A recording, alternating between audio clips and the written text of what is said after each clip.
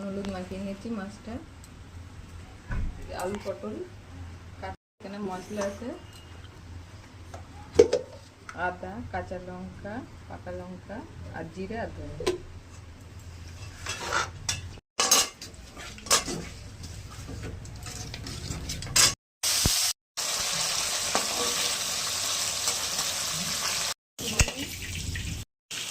আলু ভেজে তুলে নেব।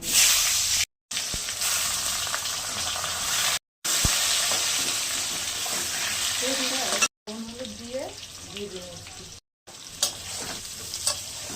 তুলে নিচ্ছি।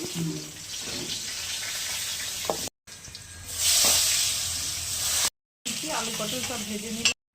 এই তেলের মধ্যে দুটো শুকনো লঙ্কা একটু জিরে ফোড়ন দিলাম।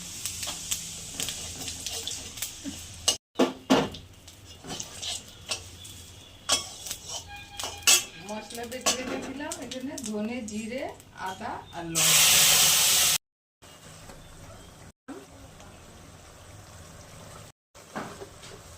একটুখানি গুড় দিলাম।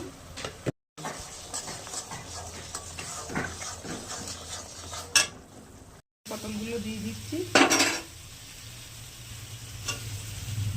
গরম জলটা দিয়ে দিলাম। মাছগুলো দিয়ে দেবো, দিয়ে একটু ফুটাবো। তখন জ্যান্ত রুই মাছের ঝোল।